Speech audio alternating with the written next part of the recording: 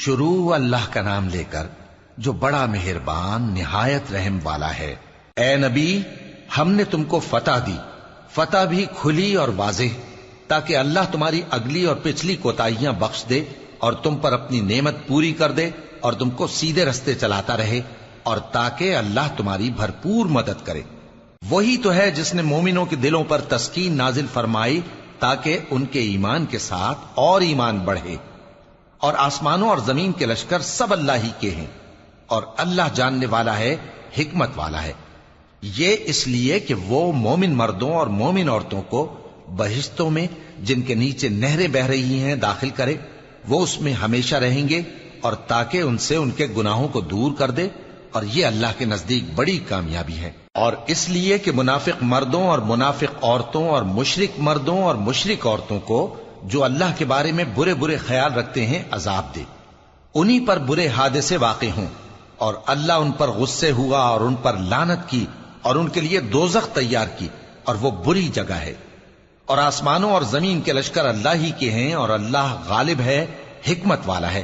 اے نبی، ہم نے تم کو احوال بتانے والا اور خوشخبری سنانے والا اور خبردار کرنے والا بنا کر بھیجا ہے، تاکہ مسلمانوں تم لوگ اللہ پر اور اس کے پیغمبر پر ایمان رکھو اور اس کی مدد کرو اور اس کی تعظیم کرو، اور صبح و شام اس کی تسبیح کرتے رہو۔ اے نبی، جو لوگ تم سے بیعت کرتے ہیں وہ در حقیقت اللہ سے بیعت کرتے ہیں، اللہ کا ہاتھ ان کے ہاتھوں پر ہے۔ پھر جو شخص عہد کو توڑے تو عہد توڑنے کا نقصان اسی کو ہے، اور جو اس بات کو جس کا اس نے اللہ سے عہد کیا ہے پورا کرے تو وہ اسے عنقریب اجر عظیم دے گا۔ اے نبی، جو گنوار پیچھے رہ گئے وہ تم سے کہیں گے کہ ہم کو ہمارے مال اور اہل و عیال نے روک رکھا تھا، سو آپ ہمارے لیے اللہ سے بخشش مانگیں۔ یہ لوگ اپنی زبان سے وہ بات کہتے ہیں جو ان کے دل میں نہیں ہے۔ کہہ دو کہ اگر اللہ تم لوگوں کو نقصان پہنچانا چاہے یا تمہیں فائدہ پہنچانے کا ارادہ فرمائے تو کون ہے جو اس کے سامنے تمہارے لیے کسی بات کا کچھ اختیار رکھے؟ کوئی نہیں، بلکہ جو کچھ تم کرتے ہو اللہ اس سے واقف ہے۔ بات یہ ہے کہ تم لوگ یہ سمجھ بیٹھے تھے کہ پیغمبر اور مومن اپنے اہل و عیال میں کبھی لوٹ کر آنے ہی کے نہیں، اور یہی بات تمہارے دلوں کو اچھی معلوم ہوئی اور اسی وجہ سے تم نے برے برے خیال کیے، اور آخر کار تم ہلاکت میں پڑ گئے۔ اور جو شخص اللہ پر اور اس کے پیغمبر پر ایمان نہ لائے تو ہم نے ایسے کافروں کے لیے آگ تیار کر رکھی ہے، اور آسمانوں اور زمین کی حکومت اللہ ہی کی ہے، وہ جسے چاہے بخشے اور جسے چاہے سزا دے، اور اللہ بخشنے والا ہے، مہربان ہے۔ جب تم لوگ مال غنیمت لینے چلو گے تو جو لوگ پیچھے رہ گئے تھے وہ کہیں گے ہمیں بھی اجازت دیجئے کہ آپ کے ساتھ چلیں۔ یہ چاہتے ہیں کہ اللہ کے قول کو بدل دیں۔ کہہ دو کہ تم ہرگز ہمارے ساتھ نہیں چل سکتے، اسی طرح اللہ نے پہلے سے فرما دیا ہے۔ پھر کہیں گے نہیں، تم تو ہم سے حسد کرتے ہو۔ بات یہ ہے کہ یہ لوگ سمجھتے ہی نہیں مگر بہت کم۔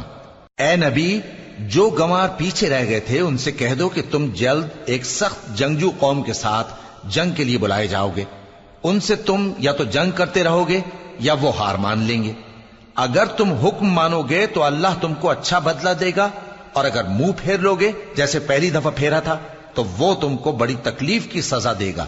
نہ تو اندھے پر سختی ہے سفر جنگ سے پیچھے رہ جانے میں، اور نہ لنگڑے پر اور نہ بیمار پر سختی ہے۔ اور جو شخص اللہ اور اس کے پیغمبر کے فرمان پر چلے گا اللہ اس کو بہشتوں میں داخل کرے گا جن کے نیچے نہریں بہ رہی ہیں، اور جو روگردانی کرے گا وہ اسے دردناک عذاب دے گا۔ اے پیغمبر، جب مومن تم سے اس درخت کے نیچے بیعت کر رہے تھے تو اللہ ان سے خوش ہوا، اور جو صدق و خلوص ان کے دلوں میں تھا وہ اس نے معلوم کر لیا تو ان پر تسکین نازل فرمائی اور انہیں جلد فتح عنایت کی، اور بہت سی غنیمتیں وہ آئندہ بھی حاصل کریں گے، اور اللہ غالب ہے، حکمت والا ہے۔ اللہ نے تم سے بہت سی غنیمتوں کا وعدہ فرمایا ہے کہ تم ان کو حاصل کرو گے، پھر اس نے یہ غنیمت تمہیں جلدی سے دلوا دی اور لوگوں کے ہاتھ تم سے روک دیے۔ غرض یہ تھی کہ یہ مومنوں کے لیے اللہ کی قدرت کا نمونہ بن جائے اور وہ تم کو سیدھے رستے پر چلائے، اور کچھ اور غنیمتیں دے گا جن پر تم قدرت نہیں رکھتے، اور وہ اللہ ہی کی قدرت میں ہیں، اور اللہ ہر چیز پر قادر ہے۔ اور اگر تم سے کافر لڑتے تو وہ پیٹ پھیر کر بھاگ جاتے، پھر وہ کسی کو نہ دوست پاتے اور نہ مددگار۔ یہی اللہ کی عادت ہے جو پہلے سے چلی آتی ہے، اور تم اللہ کی عادت میں کبھی تبدیلی نہ پاؤ گے۔ اور وہی تو ہے جس نے تم کو ان کافروں پر فتح یاب کرنے کے بعد سرحد مکہ میں ان کے ہاتھ تم سے اور تمہارے ہاتھ ان سے روک دیے، اور جو کچھ تم کرتے ہو اللہ اس کو دیکھ رہا ہے۔ یہ وہی لوگ ہیں جنہوں نے کفر کیا اور تم کو مسجد حرام سے روک دیا، اور قربانیوں کو بھی کہ اپنی جگہ پہنچنے سے رکی رہیں۔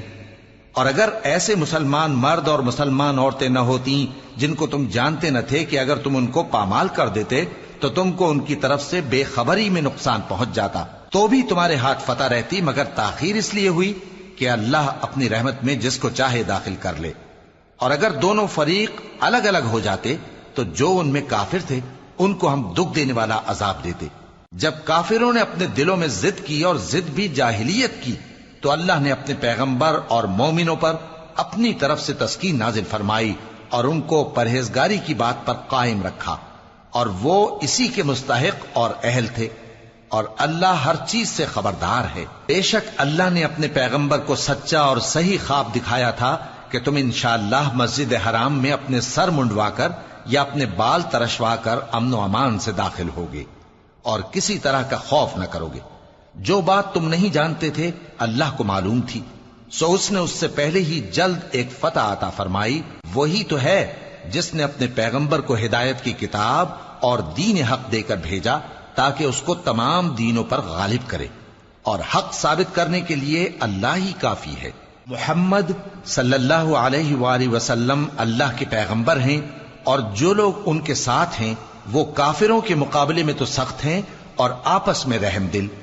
اے دیکھنے والے، تو ان کو دیکھتا ہے کہ اللہ کے آگے جھکے ہوئے سر بسجود ہیں اور اللہ کا فضل اور اس کی خوشنودی طلب کر رہے ہیں۔ کثرت سجود کے اثر سے ان کی پیشانیوں پر نشان پڑے ہوئے ہیں۔ ان کے یہی اوصاف تورات میں ہیں اور یہی اوصاف انجیل میں ہیں۔